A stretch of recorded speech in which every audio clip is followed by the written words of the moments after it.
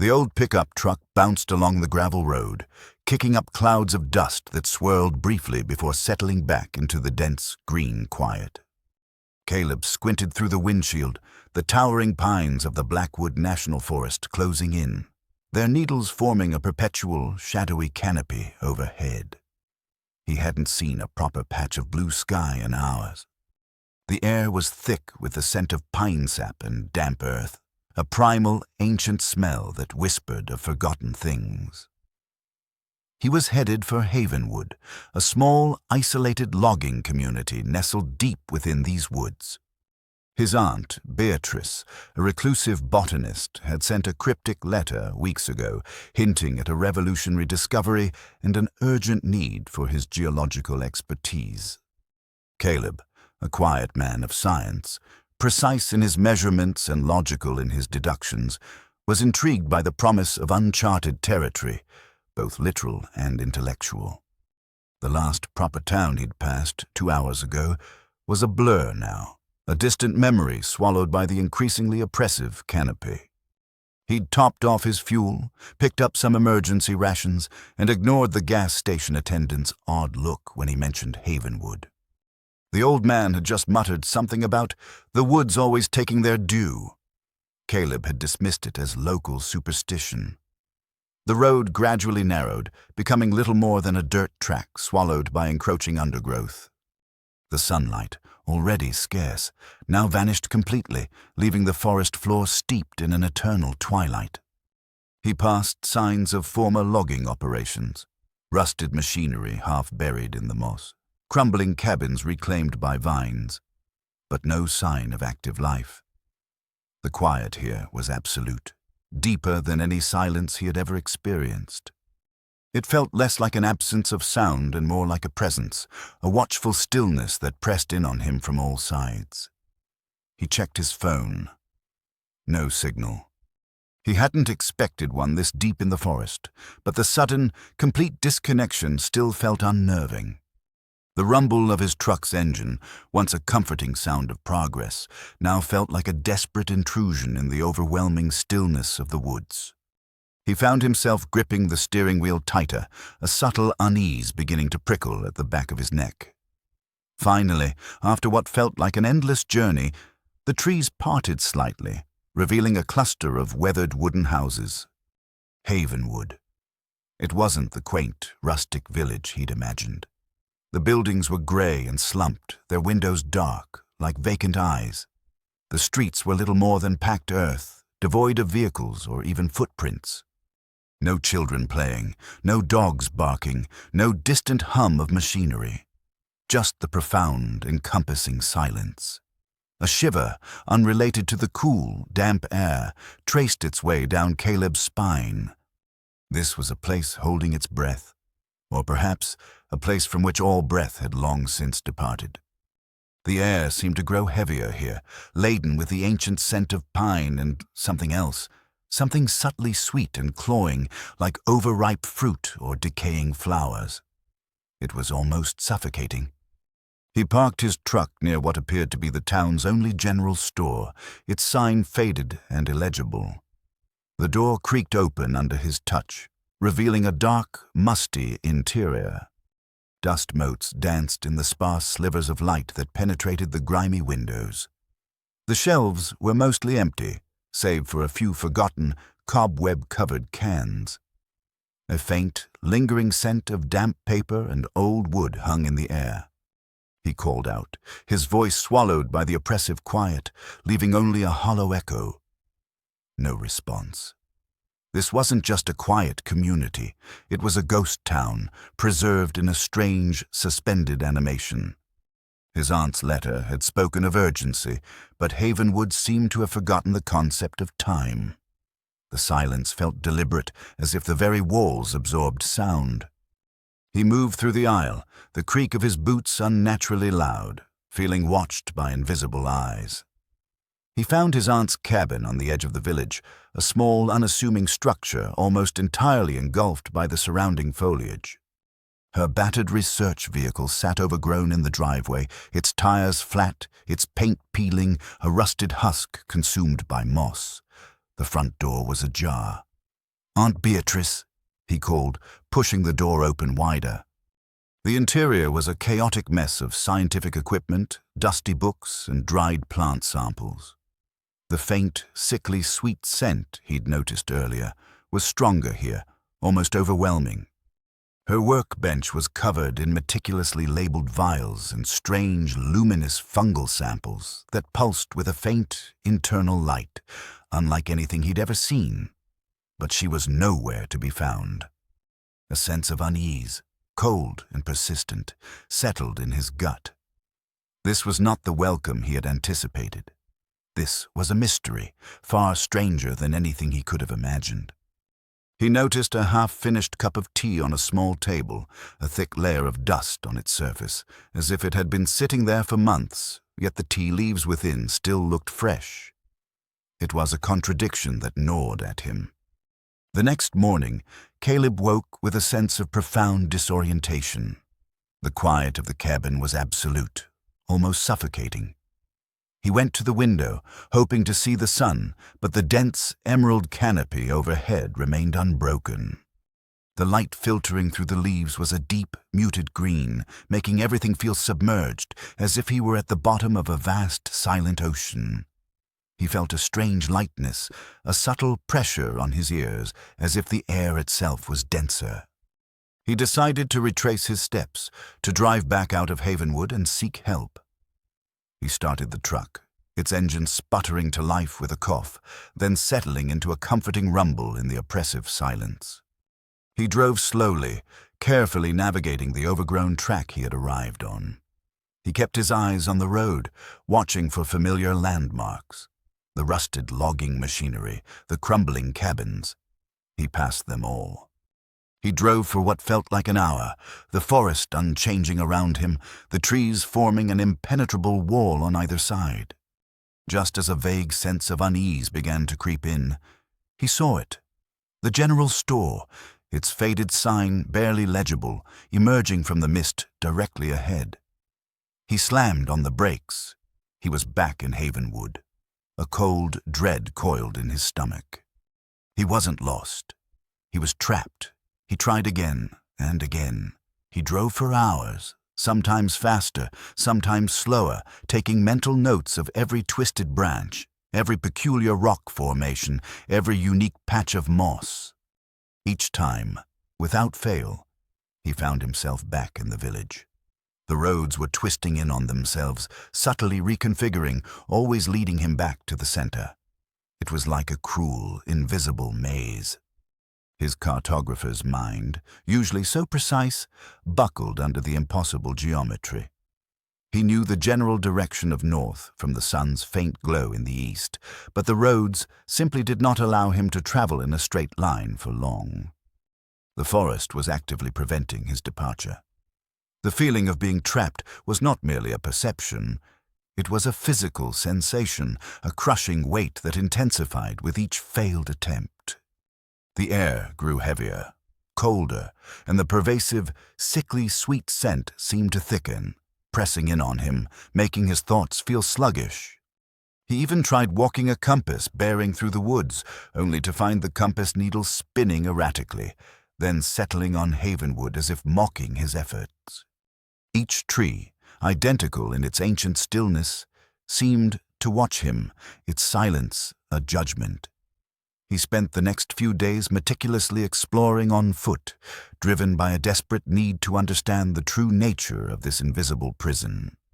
He ventured into the surrounding woods, carrying a machete to cut through the dense undergrowth and marking trees with bright orange ribbon, hoping to create a navigable trail. He walked for miles, hacking through thickets, climbing over fallen logs, his skin scratched and his muscles aching. The trees here were unlike any he had ever seen. Ancient, massive trunks that seemed to stretch infinitely upwards, their branches intertwining to form a solid, dark roof. There was no clear sky above, only a shifting patchwork of leaves, so thick that not even a single ray of direct sunlight pierced through. And the quiet.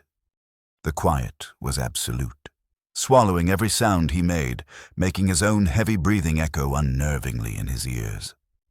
The sense of being constantly observed grew, a chilling awareness of invisible eyes in the deep green gloom.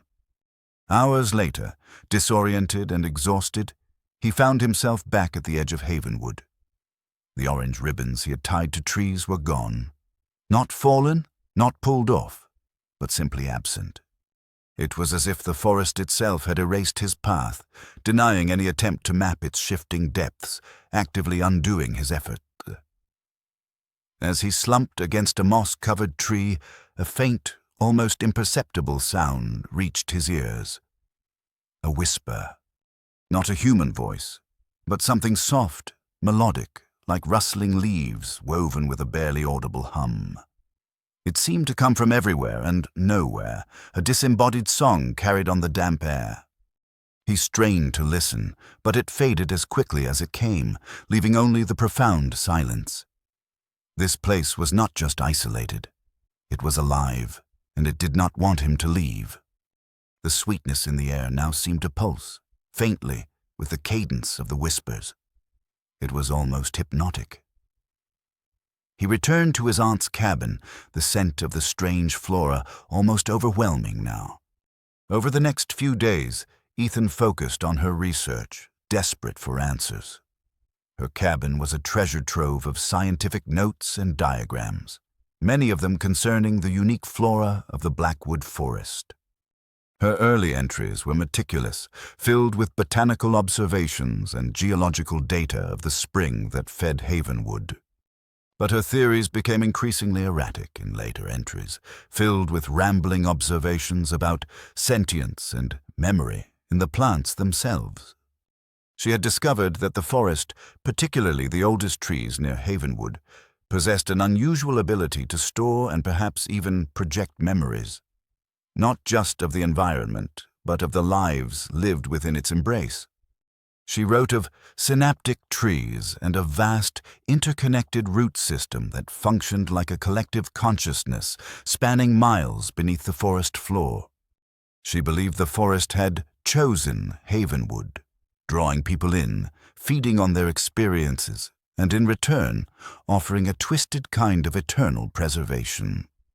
The loops, the missing trails, the disappearing vehicles, these were not obstacles, but functions of the forest's will, its way of keeping its collection intact.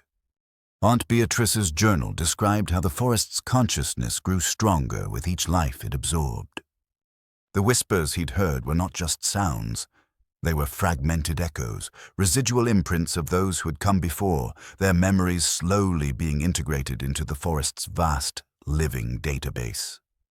The sickly, sweet smell, she theorized, was a byproduct of this absorption process, a kind of psychic fermentation.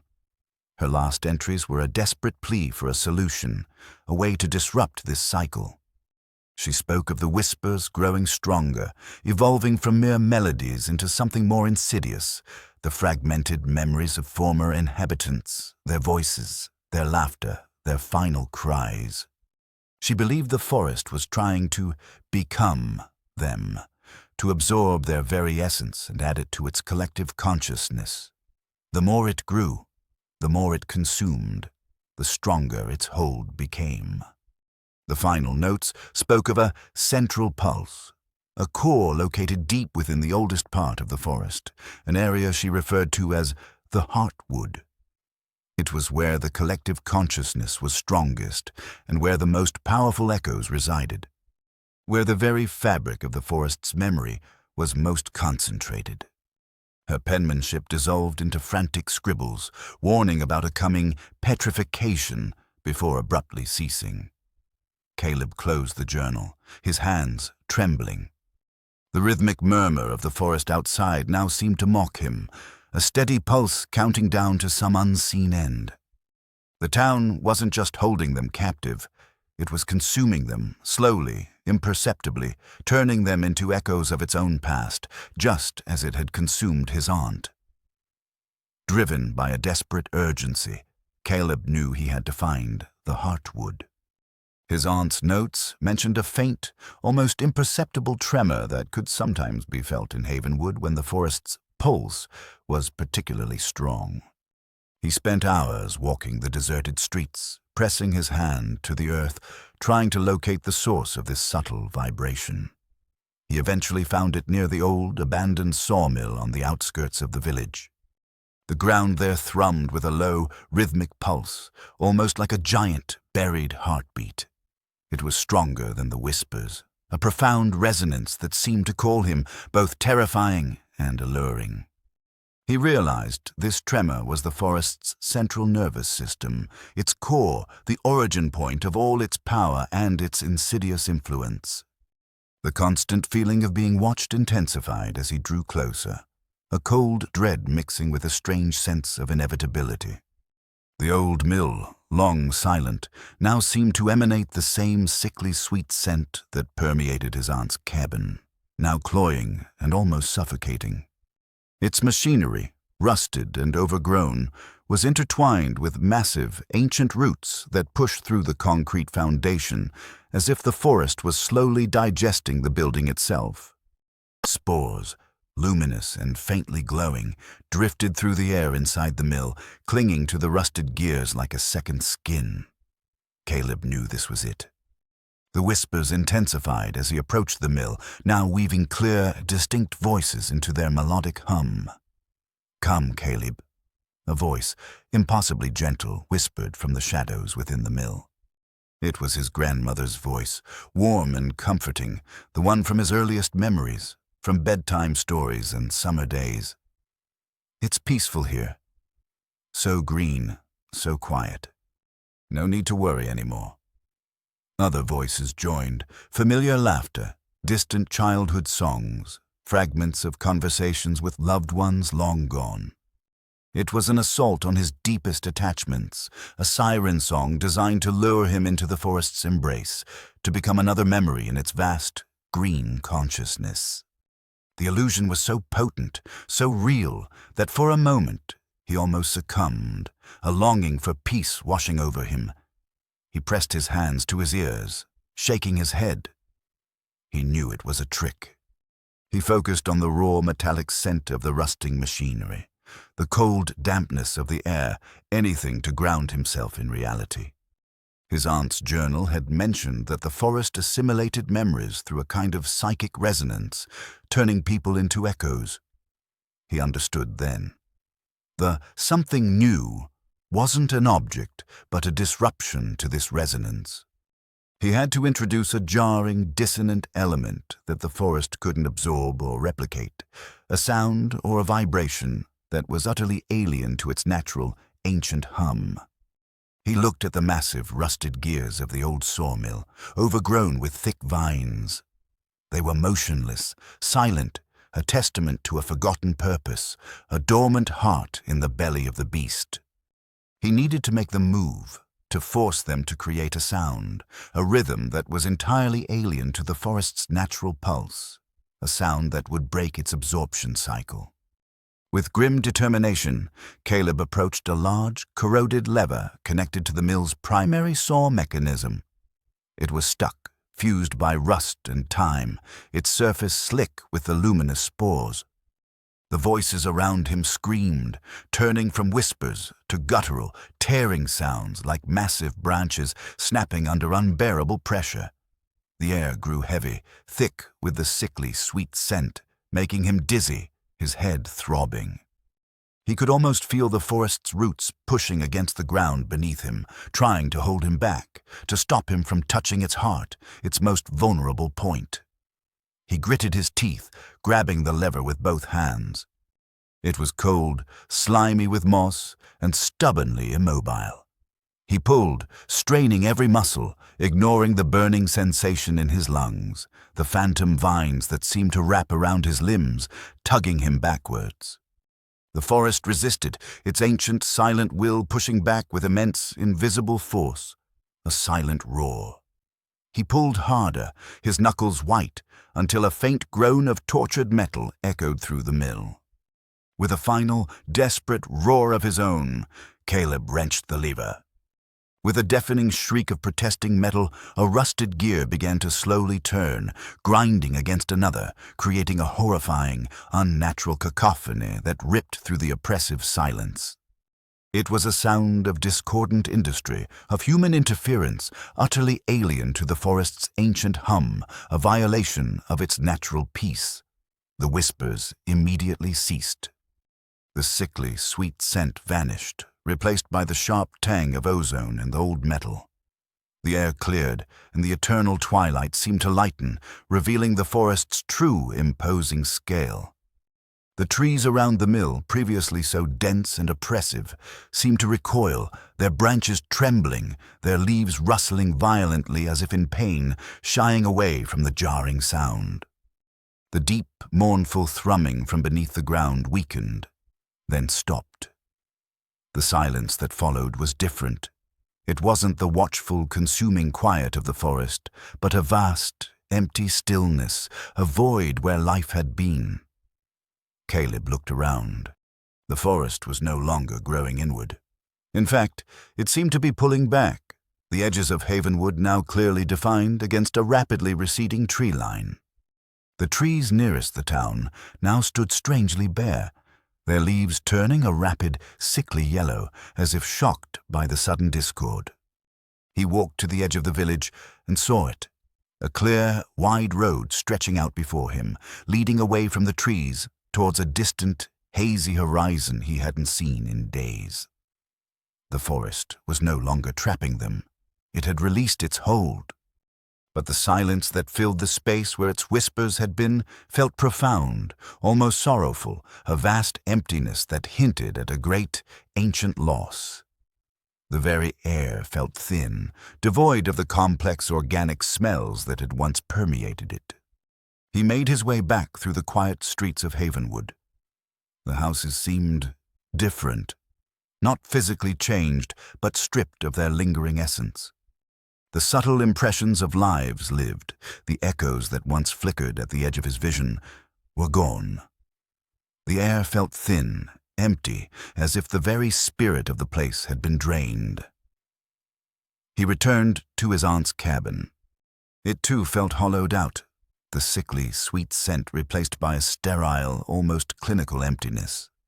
He found her journal open on the workbench, but the frantic scribbles had faded, the ink barely visible, as if the forest's hold on the memories within the pages had weakened and dissolved. The luminous fungal samples on her desk had withered, their light extinguished, turning to dry dust. He found the few remaining residents of Havenwood. They were sitting on their porches, in their living rooms, staring blankly ahead. No fear, no recognition, just vacant eyes. Their movements were slow, their responses to his questions dulled and monosyllabic. They remembered their names, how to perform basic functions like eating or breathing, but their personalities, their memories of the recent past, their very sense of self, seemed to have been extracted, leaving them as empty vessels. The forest had stopped feeding, yes, but it had also, in its final throes of resistance, completed its absorption of those closest to its influence. By breaking its hold, he had saved the physical town, but the cost was the very essence of its inhabitants. They were free, but utterly, irrevocably empty, shells of their former selves. He looked at the vast, empty road stretching out of Havenwood, a stark contrast to the thick, embracing forest he had once battled. The silence was louder than any sound, a testament to what had been lost. He had broken the loop, escaped the trap, but left behind a town of ghosts, a monument to a terrible, unseen hunger. The forest, now silent and receding, seemed to have taken its final deep breath, leaving behind only the cold echo of what once was, a silent witness to its own unmaking. Caleb knew he was free to leave, but the thought brought no joy, only a profound, chilling emptiness. The road stretched out, beckoning, but what awaited him in the world beyond Havenwood now felt just as unknown and potentially just as hollow. He was no longer trapped, but he was forever changed, carrying the chilling knowledge of the forest that consumed souls.